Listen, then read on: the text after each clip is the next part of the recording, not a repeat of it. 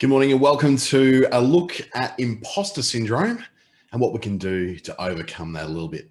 My name's Dante St James. I'll be taking you through this morning's webinar, all thanks to the Australian Small Business Advisory Services Digital Solutions Program. Now, one of my better known and probably favourite actresses and poets is Maya Angelou. I've written 11 books, but each time I think, uh-oh, they're going to find me out now. I've run a game on everybody and they're going to find me out.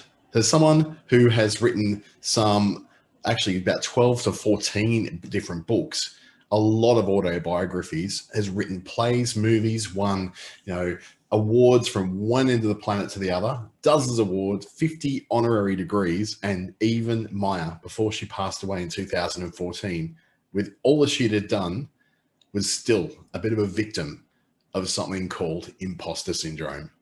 As we get underway, we'll have the chat window open this morning, and I've also got the Q&A section open. If you've got questions along the way, or you'd like to quiz me about any of the sort of things I raised this morning, I will put a little bit of a trigger warning in here. There is some stuff we talk about that's to do with psychology and the way the brain works and the way that people work, and some things in our pasts that may actually affect what is going on now. This is not to be seen as psychological advice. It's not to be seen as medical advice. It's only to be seen as general information to help you to better understand the processes you go through in building your businesses and becoming a more confident and capable human being. This is brought to you by Business Station and the Australian Small Business Advisory Services Digital Solutions Program. Brought to you also by Regional Development Australia Brisbane in Queensland and Treaty Business Consulting in the Northern Territory. You'll also be able to watch this a little bit later on through YouTube. Usually in an hour or two, we have this one loaded up to YouTube for you on both Business Station's channel and my own as well, under my name, Dante St James. And you can find out more about how you can take part in the ASBAS Digital Solutions Program just by going to businessstation.com.au. What we're going to look at today is what imposter syndrome actually is and how it affects people who do live with it. We're going to look at why imposter syndrome seems to be more prevalent now and what you can do to overcome it to be a better and more confident, capable business owner. My name is Dante St James. I have an education in the past. I actually started life out as a doctor and as a psychiatric registrar, actually. So whilst, yes, I can speak on these things, I'm no longer registered to do those things. I've changed my career quite vastly since then. And my education through Western Sydney University, the University of New South Wales. I've also studied extensively with the Chartered Institute of Marketing in the UK, that was here remotely, and through TAFE New South Wales, where I like to pick up lots of little certifications along the way. In 2018, I was selected by Facebook to become one of their 7 trainers around Australia. So I work with them as a digital marketing associate and media planner and buyer, as well as a lead trainer around the country. And through Google's Digital Springboard program, I've been able to take a lot of training to them, to their clients as well, and helping them to get more out of the Google family of apps as well. And I've been also working with, obviously, the Australian Small Business Advisory Services Digital Solutions Program, the NEASE program, which is a new enterprise incentive scheme, and the federal government's Be Connected Every Australian online campaign as well. So you would think that with all this stuff and all that background, that I would not have any problem with imposter syndrome. Yet I still have these days where I don't think I'm an expert in what I do. I just showed you a whole bunch of badges. I just showed you and told you all about the immense amount of study I've done, and I still don't believe I am. 12 years of university, 2 failed businesses, 3 successful businesses, a bankruptcy, networking that's been done from one end of the country to the other. I volunteer in multiple boards and committees. I do multiple work with multiple organizations. I've done 2,080 hours of free work just in the work that I do, not even volunteering. That is just, just to get some sort of credibility. Yet I still wake up some mornings and go, you know what? You're not who you say you are.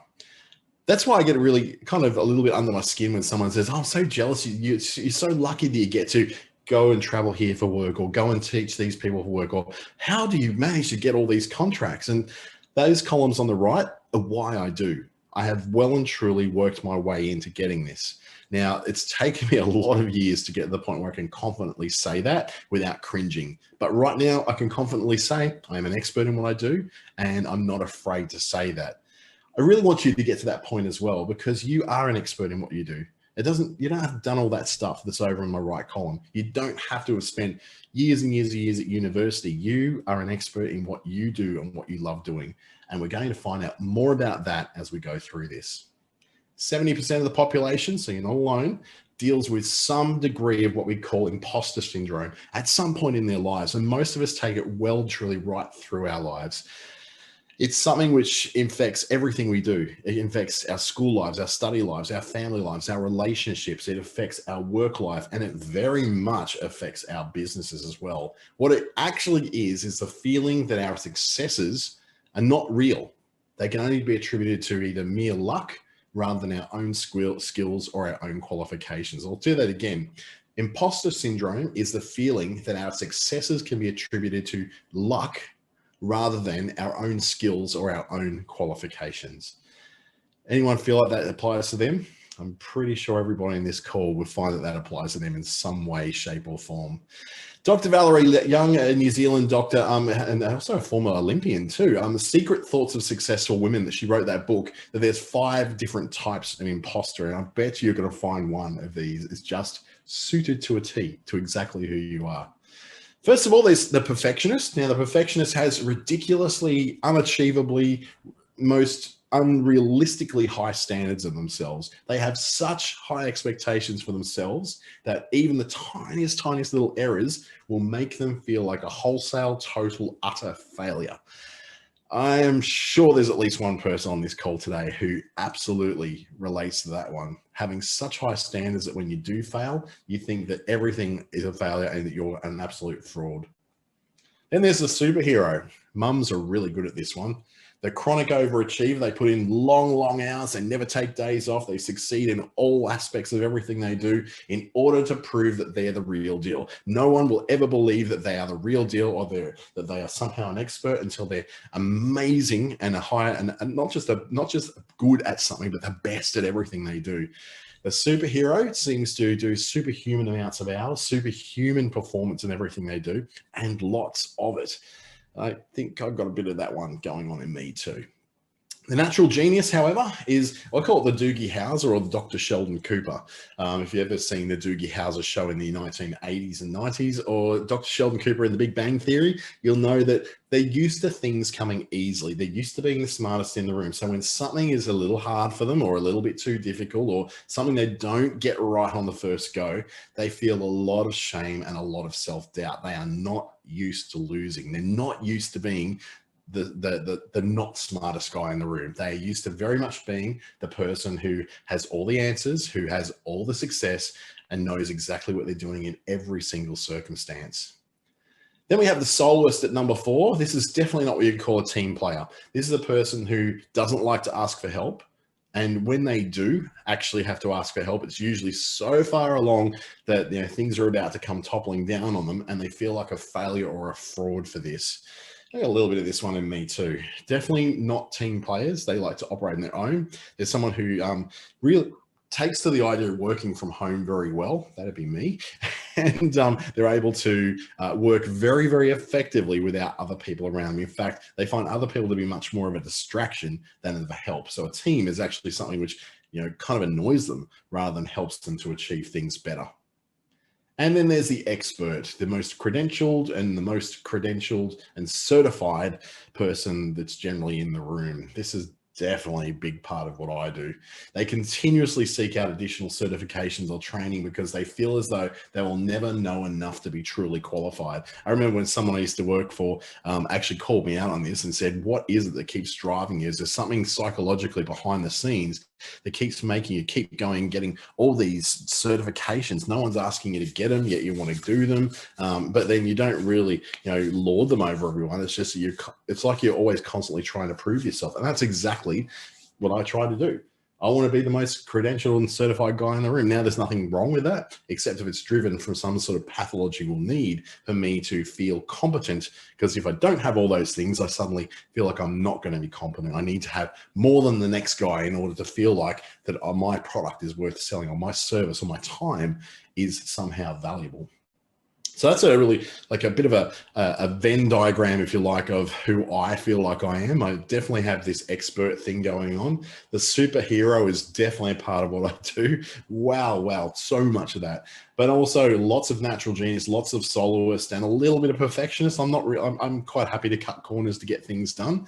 So it's not a huge thing with me, but you will have a different mix of that as well.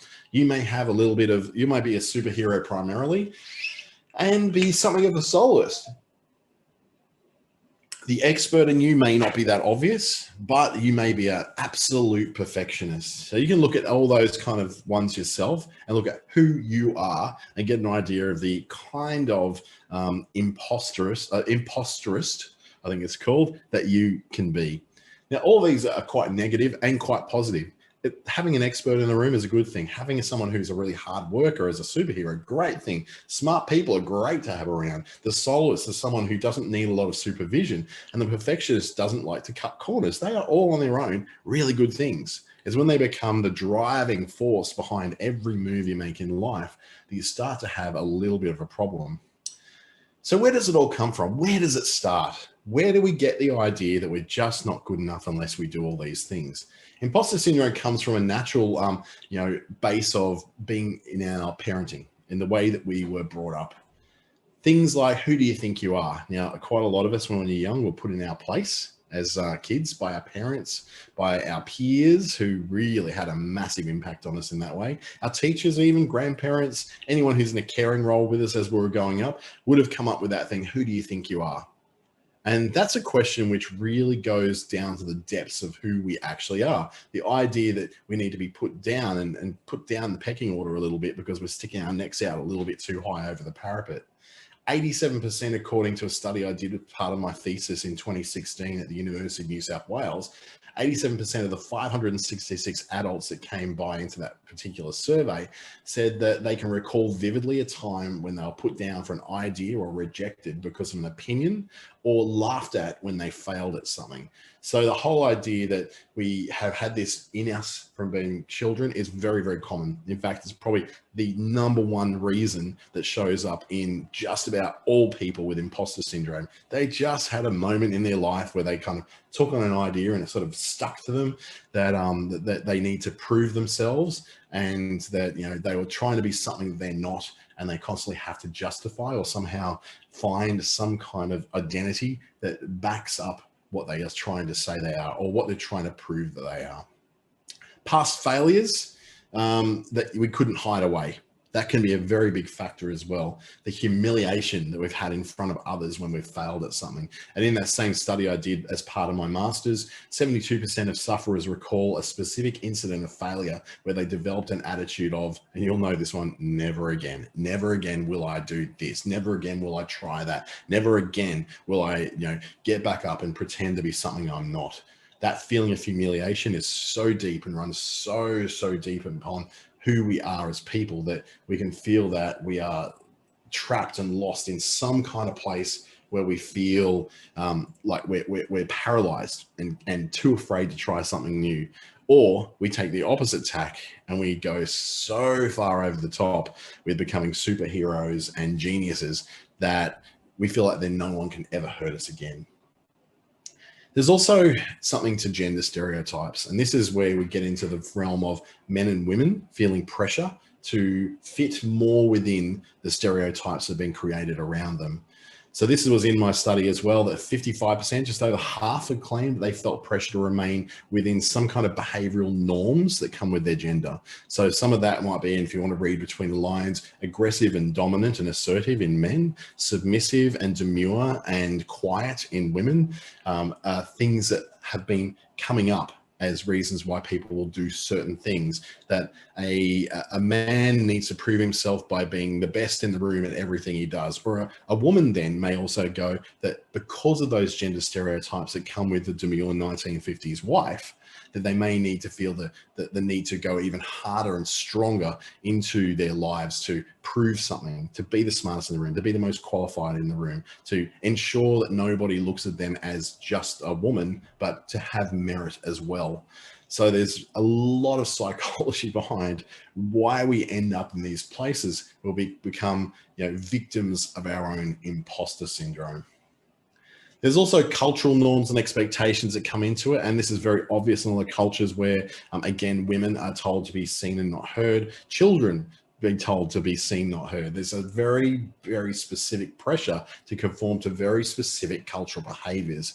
52%, so again, just over half, claimed they felt that their cultural background or the race they were part of or the country they were from somehow contributed to their imposter syndrome through a feeling of guilt about not remaining within a more typical role within their cultural community, that leading to them needing to overperform, overcompensate to feel better somehow about a perception that they're disappointing their family or disappointing their community or disappointing the people who come from where they come from, because a good girl will never become a leader or a good boy would never be anything but the best. So it can be very different pressures, both for cultural and gender stereotypes in there as well.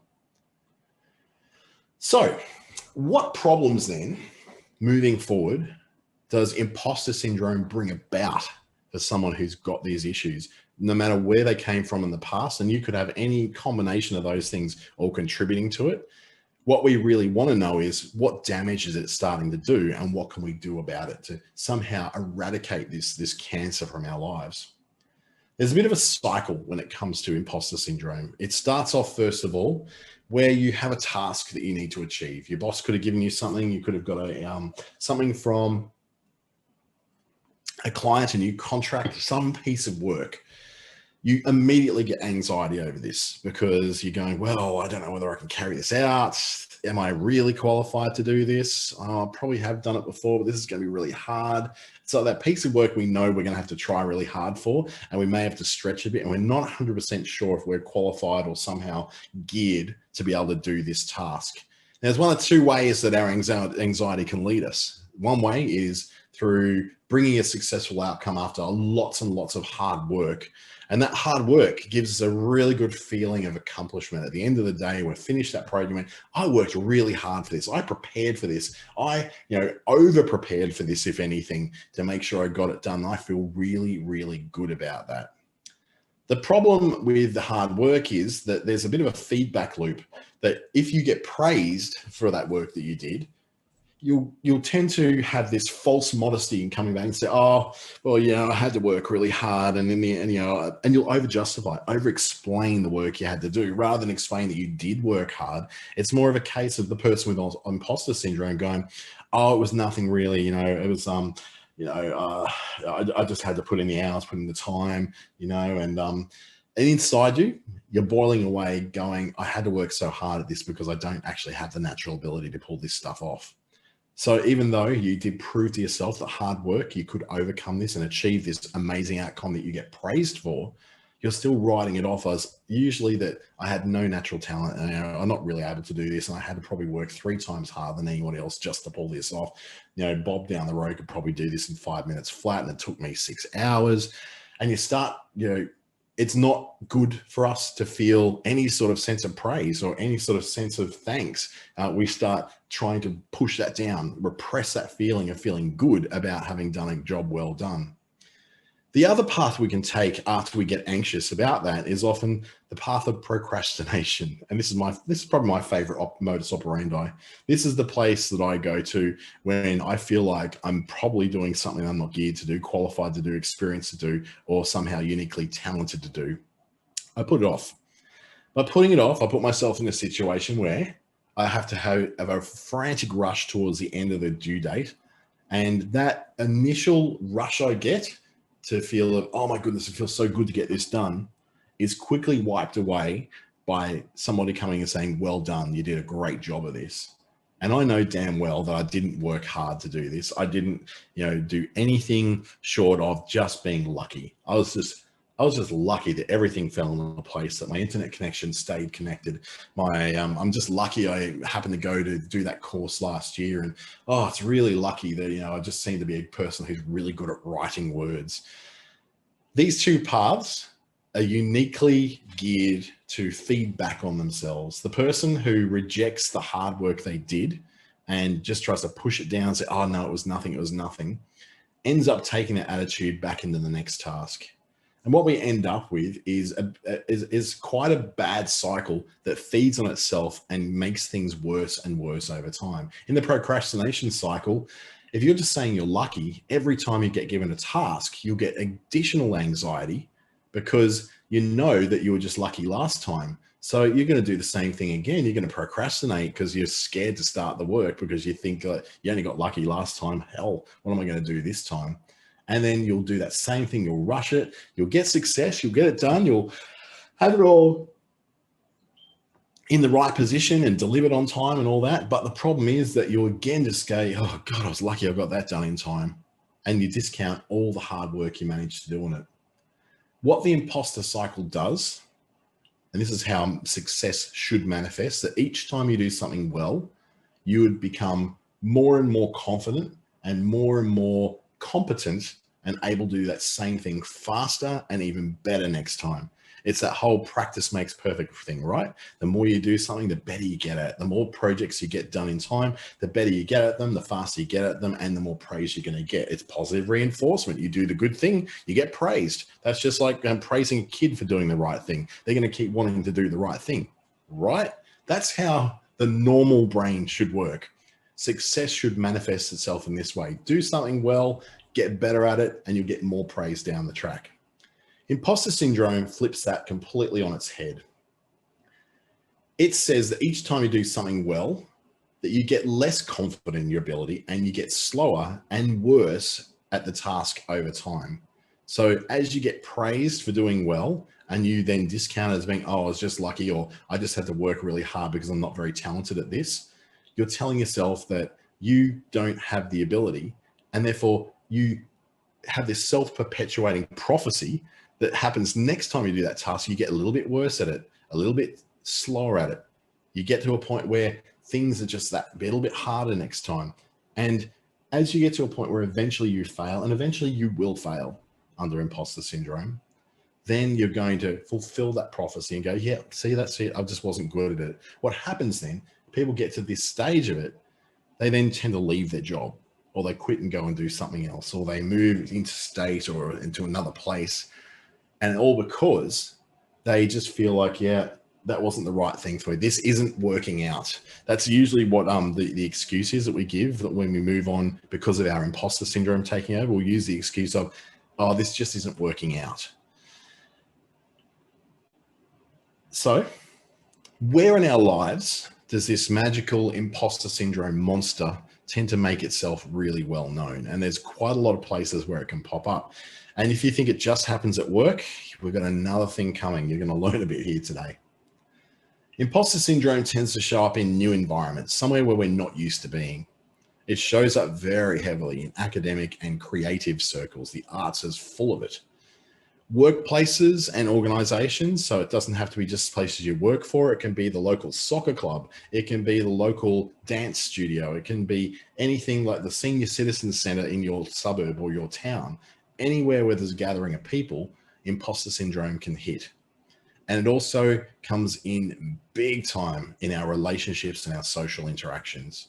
It can affect our friendships, our marriages, our partnerships, even our relationships with our kids. One that comes up quite often in groups of friendships and our social circumstances, that we feel unworthy of the relationships and friendships we've built, and we tend to avoid commitment into those groups. Now, this is something I know I do occasionally with some of my friends. I don't commit too heavily to the friendships. I hold them very lightly because I don't think that they chose to have me as a friend with a sound mind. I think they're kind of crazy to want me as a friend, to be honest. I tricked them into liking me in some way. And this is the head game that you'll play as an imposter syndrome with the friends around you. Oh, I don't honestly understand why they're friends with me. I'm a terrible friend. I must have somehow tricked them into thinking I was something nice. We feel utterly unworthy. We have imposterism to the point where we feel that we don't live up to the expectations of our friends and loved ones, even though they may not have necessarily expressed those expectations of us. We somehow think that we have to fake our way to be a nice person in order to get other nice people to like us. You can imagine what this does to friendships, and you might find that that imposter syndrome tends to sink in very deeply with people who have lots of short-term friendships, where they have friendships that are very much dependent upon circumstances. They don't hold lots of long-term or lifetime friends.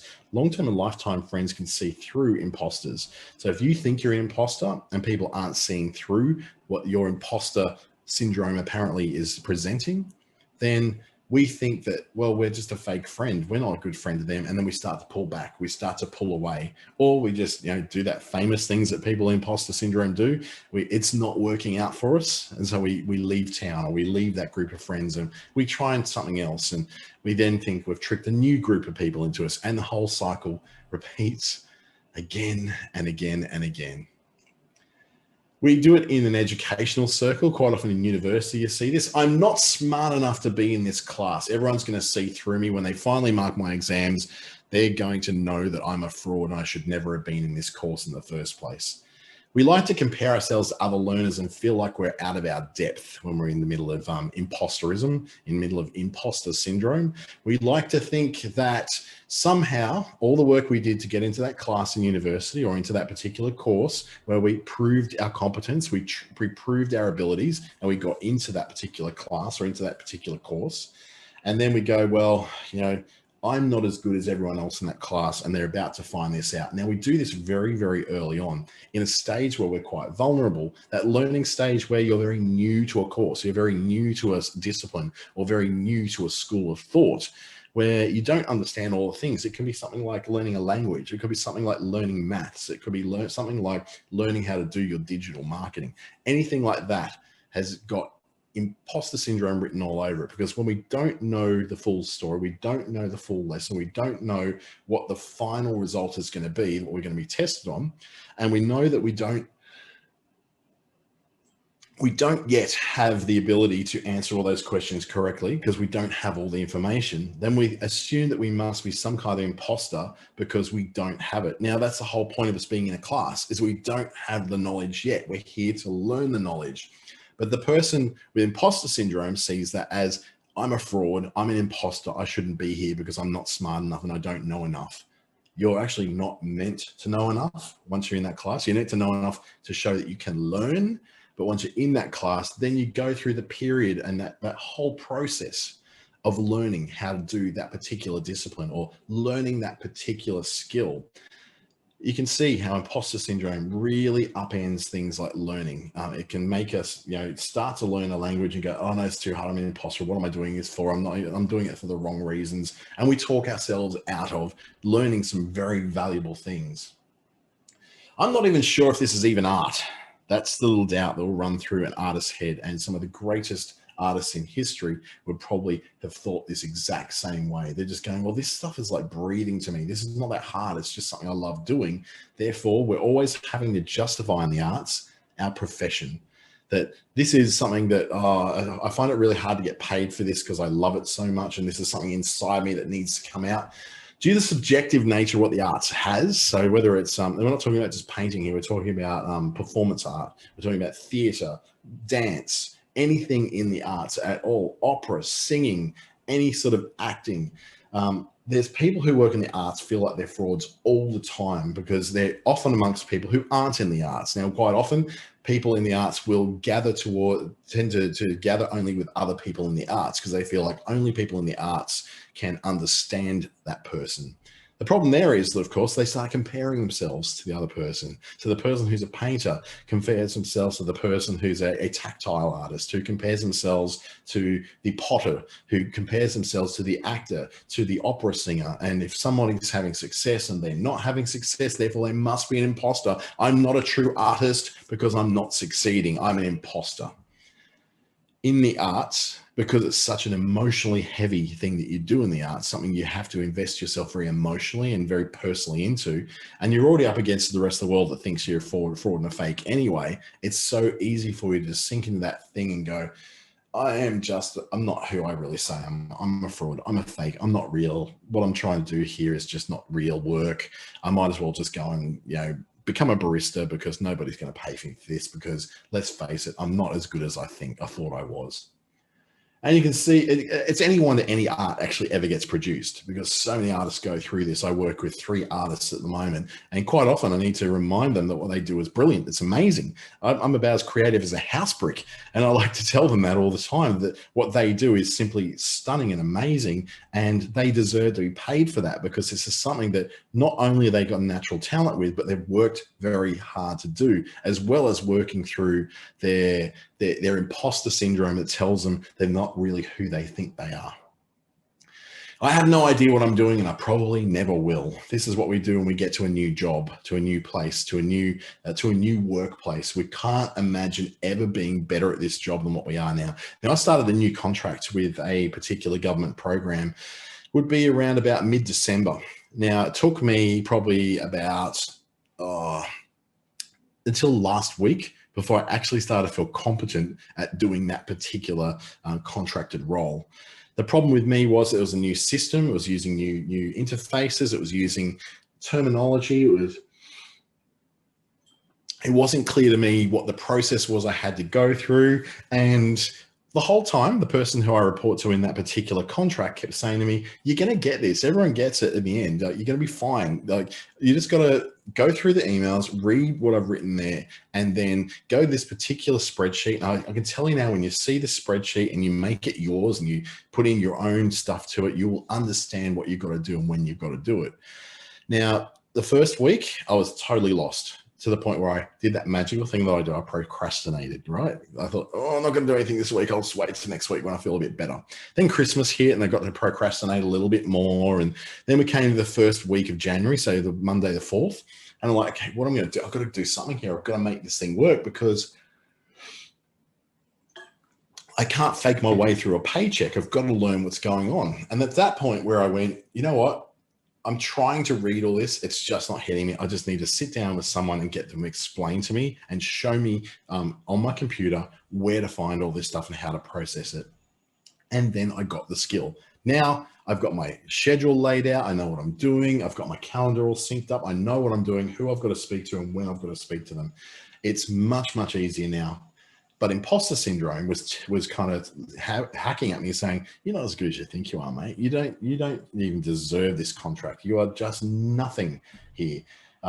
You don't know what you're doing, and you're never going to know what you're doing. I'm not supposed to know what I'm doing in the first 2 weeks of getting onto this new contract. That's the point. I'm just learning. I'm just basically listening to people talk, listening to people process what they're doing, and just going, okay, I think I know what I'm doing now at about week 3 or 4. Then I can finally say, oh, now I get it. Now I get it, and I don't feel like an imposter anymore. But in the meantime, I put myself through a whole bunch of unnecessary anxiety, unnecessary brain pain, and pressure to have to be perfect in week 1. Why? Because in my case, and it might be very different for you, in my case, I'm used to being good at what I do. I'm used to being the best at what I do. I'm used to being very competent. So when I come into a new environment that's not my usual environment, it's something I'm very interested to learn, I don't give myself the chance to learn. I just sit down and go, oh, you don't know what you're doing yet? You're an imposter. You're a fake. You're a fraud. And the damage that does to me on the inside makes the whole experience so much more painful, so much less pleasant than it could actually be if I just sat there and went, oh, this is going to be a learning adventure. Well, I don't have any idea what I'm doing, but there's a reason why they hired me. They know what I can do. I've done this before with other jobs. I can do this. And it would have been a much better experience for us all. Imposter syndrome causes that feedback loop where even if you gain a new skill, even if you gain a new ability and you're successful at using it, you put it down to luck, or simply that you had to work really hard. Now, it wasn't lucky. I just happened to reach out and go, I have no idea what I'm doing. Can you help? And then it came down to a little bit of hard work in a week there, where I just had to go, I have to get through a month's worth of work in a week, but it's worth it because I learn what I'm doing. And I finally did learn what I was doing as well. I overcame it. But I did have to go through that problem where I just had to, oh, maybe I'm not really cut out for this. Maybe this isn't working out for me. That famous one that we like to, as imposters, throw out there. So how does one then go from this position where we are constantly putting ourselves down, constantly talking ourselves out of doing anything new, constantly convincing ourselves that we're not who we say we are, and we're kind of faking our way through life, blundering our way through life, and hopefully nobody catches us out, and always being afraid that someone's going to catch up with us and go, hey, you're not real, are you? We can overcome it and we can address it. And here's how we do it. First up, you can open up and be honest with someone about this. Now, as I've done a lot of professional development work in the last probably 2 years, this has become a lot easier for me. Now, I'm not saying you need to talk to just any old person in your workplace. I don't want you walking around the office or walking around to all your family and just going, oh my God, I've got imposter syndrome. I don't know what I'm doing. Oh, woe is me. That kind of drama isn't going to help you. It's just going to, that's actually then becoming something of an imposter. You're being inauthentic about having a problem that you need solved. Opening up with someone is about opening up with someone you trust, your friends, your partner, a family member who understands these things, a counselor, even somebody who you're working with, who you feel like is someone who can be a good guide through the process of this. Now, based on that study I did back in 2016 at my thesis for my master's, 77% of those who talked with a friend or a partner or a family member about their imposter syndrome felt that it contributed positively to them overcoming it. That's a big percentage, and it's a way of saying this is probably going to be something that's going to work out for you. If you find someone who you can trust and talk to about and say, I feel like I've got myself in over my head, man. Like, what do I do? Or oh, I just don't feel like I'm really cut out for this. And then having someone put it in realistic pieces to go and then break it down and say, what do you have to do in your job? What do you have to do in this particular business? What do you have to do for this particular client? And then them going, well, you've done that before. You've done that before. You've done that before. Hell, you didn't even did that for me. What in there have you worried about? Because you've done all this before. You're so capable. And it makes it really obvious then that we're probably just doing a bit of a job in our own heads and stopping ourselves from moving forward. Talk about how you feel like a fraud to a safe person in your life. The chances are that they go through this exact same thing. Remember, we're looking at well over 70% of people are victims of some kind of imposter syndrome. We've all been through it. We've all been studying. We've all had to do education. We've all had to do school, start a new job, start a new relationship, where we always feel like we're a fraud because we're putting our best foot forward. It doesn't make us a fraud, just makes us optimistic. Focusing on the facts and not the feelings can be a really powerful way to ensure you don't slip into that imposter syndrome cycle. If you look at the reality of the situation, it can obviously negate the feelings you have about it. So if you look at the reality and go, I have been in this contract for 2 days. I'm probably going to work in this contract for 1, 2, or 3 years. Why am I putting so much pressure on myself to be perfect at this role immediately today, right away? Nobody else is putting this pressure on me. It's just me putting this pressure on myself. So regardless of whether you think you deserve it, and this is one that goes to you as a person, as an individual, you have people in your life who love you, and you don't have to question that. You got the job that you've got after being vetted and proven to be capable and competent at what that job entails. You got the job done for your client because you got the job done. You don't have to explain that you got it done by luck or you got it done by having to work harder than anyone else. You got the job done because you got the job done, right? And if you won an award, rather than feeling like an imposter and saying that, oh, I won the award, but it's kind of luck. I must have had like some friends on the committee that day. You won the award because you were judged the winner. You won the award essentially because you won the award. Ascribing extra meaning onto that is a meaningless endeavor. It doesn't help your situation. It doesn't make it easier for you to move on and do the next thing. Regardless of whether you think you deserve it, the thing happened, okay? Sometimes the idea that you're a bit of an outsider and you don't fit in is actually a good thing. Now, this is where we talk about the the soloist earlier on. We'll talk about the person who doesn't necessarily fit into the crowd, fit into the group. They tend to do things on their own, not much of a team player. It's okay to feel out of place some places in life. It's okay to feel like you don't belong in some circles. It's okay to feel like you're not as good as everybody else. In fact, people who are good at what they do, they stand out because they're good at what they do. People who've worked on their brand, for instance, if you're someone who gets on screen a lot, if you get in front of cameras a lot, if you take a lot of selfies, you're doing a lot of stuff that puts your face in front of it, often that's the first thing that's going to happen. You're going to come up with some kind of imposter syndrome and says, who do you think you are? You look ridiculous. Oh my God, people don't want to see you looking like this. And someone might actually say that, oh, you need to stop taking so many photos of yourself. They're not trying to produce a personal brand. You are. So you're meant to stand out and somehow stand apart from others. People who help others will often stand out because they get known for being altruistic. They get known for being helpful. They get known for being generous with their time and their treasure and their talents. People who are friendly and inclusive in a group, they will stand out too. The person who comes up and shakes the hand of the newcomer, the person who comes up and welcomes the person who's standing on their own in a networking situation, they will stand out. They will be set apart because they are the person who does the thing that others don't do. And people who are better at something than other people are naturally going to stand out. I'm better than other people at the certain things that I do, in the knowledge that I have and the ability to be able to communicate that knowledge. That allows me to stand out, allows me to fill up webinars and have people come and participate in these things, asking questions and getting something out of it, because that's, what I call my superpower. Yeah, you're going to have a superpower too. You're going to have something that you do which allows you to stand out, which is going to allow you to stand aside. You're not going to fit in to the average anymore. And that's a good thing. It doesn't make you an imposter when you don't fit in. What it makes you is somebody who has a particular something that allows them to stand out. When you stand out, you stand apart. And how about giving yourself a bit of room to move, huh? A little bit more love for yourself and a little less pressure. It's very, very natural to not understand everything at the start of a journey. It's natural for you when you go to learn, say, Auslan sign language, that you're not going to get it right straight away. You're not going to get it. If you want to use the Babelfish app, or you want to use, some kind of app to learn Mandarin or Spanish, you're not going to get it right straight away. You've spent a life learning English, right? You're still learning new words, new phrases, and new ways of speaking and communicating now. You're not going to get it right within a day or two.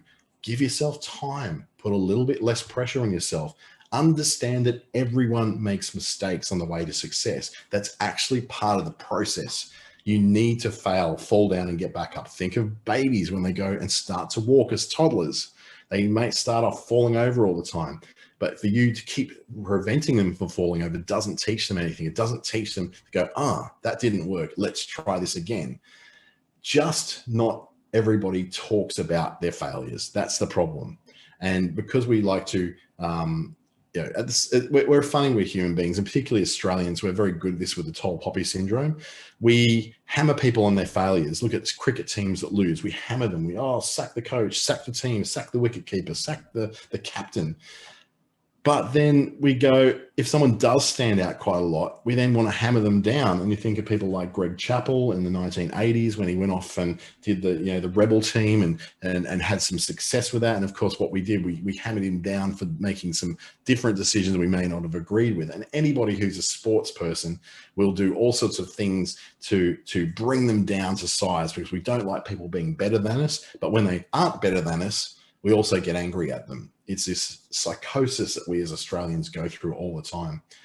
Asking questions when you're in a situation where you do not know everything and you don't know all the answers doesn't make you weak. It actually makes you very clever.